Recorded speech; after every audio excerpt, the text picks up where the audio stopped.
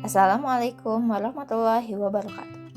Halo teman-teman, pada kesempatan kali ini saya akan memberikan penjelasan untuk memahami pembelajaran mata pelajaran sejarah Indonesia kelas 11. Bab pertama mengenai masuk dan berkembangnya kolonialisme dan imperialisme Eropa di Indonesia. Adanya kolonialisme dan imperialisme Eropa di Indonesia tidak terlepas dari penjelajahan samudera yang dilakukan oleh bangsa Barat. Zaman penjelajahan samudera merupakan suatu masa pada abad ke-15 sampai 17, ketika bangsa-bangsa Barat atau Eropa banyak melakukan penjelajahan samudera mengelilingi dunia untuk menemukan komoditas dagang dari dunia timur. Adapun pelopor penjelajahan samudera meliputi Inggris, Spanyol, dan Portugis, kalau sekarang dikenal dengan Portugal. Untuk latar belakang adanya penjelajahan samudera, jika dianalisis ada beberapa faktor yang mendorong bangsa Eropa melakukan pelayaran samudera, yakni sebagai berikut. Yang pertama, jatuhnya Konstantinopel pada tahun 1453. Pada tahun 1453, Konstantinopel dikuasai oleh Kesultanan Turki Utsmani atau Ottoman. Sultan Mehmed II, penguasa Ottoman pada saat itu, menjalankan politik yang mempersulit pedagang Eropa untuk beraktivitas di daerah kekuasaannya. Akibatnya, satu-satunya akses bangsa Eropa ke Asia melalui jalur darat terputus.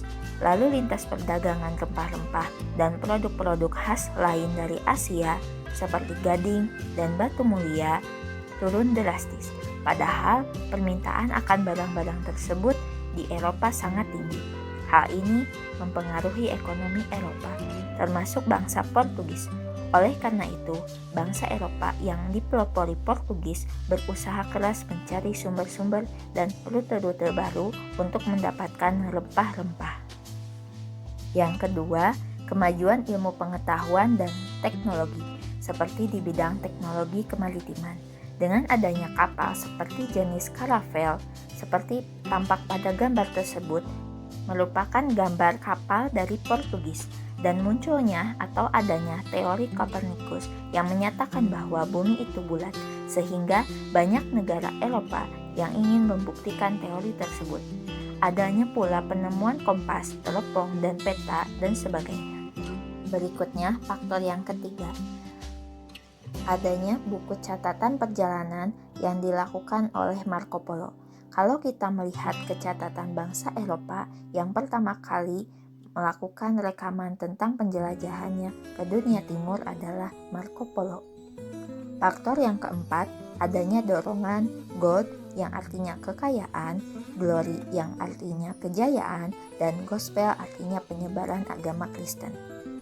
Tidak hanya itu saja, adapun berkembangnya merkantilisme di Eropa. Merkantilisme adalah teori ekonomi yang menyatakan kesejahteraan suatu negara ditentukan oleh banyaknya aset atau modal yang dimiliki serta besarnya volume perdagangan global suatu negara.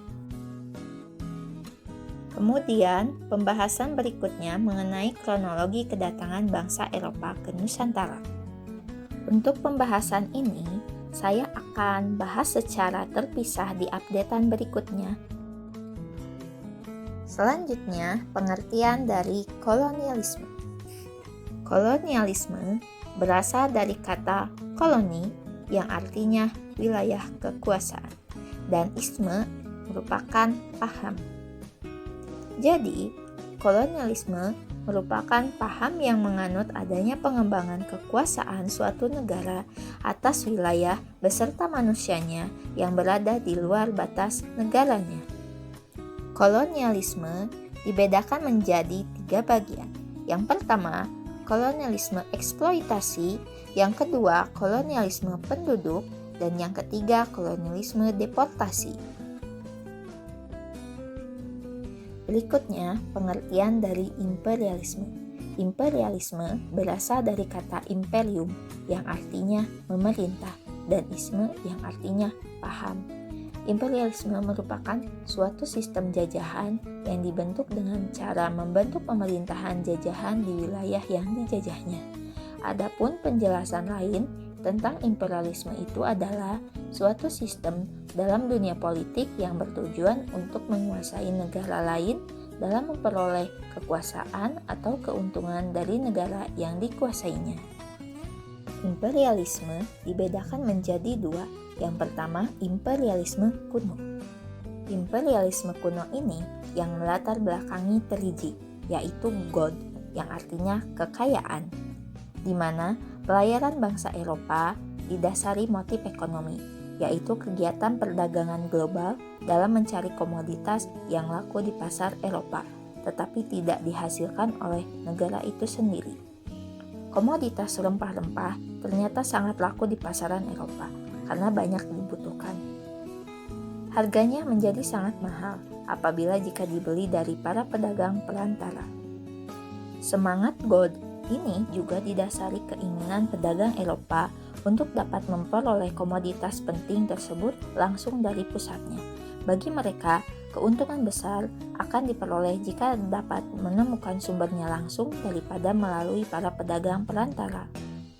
Berikutnya, glory, yang artinya adalah semangat untuk membangun kembali kejayaan bangsanya dengan kekuatan sendiri. Dan yang terakhir adalah gospel, di mana merupakan motif lain yang dilandasi adanya keinginan untuk menyebarkan agama Kristen ke seluruh dunia.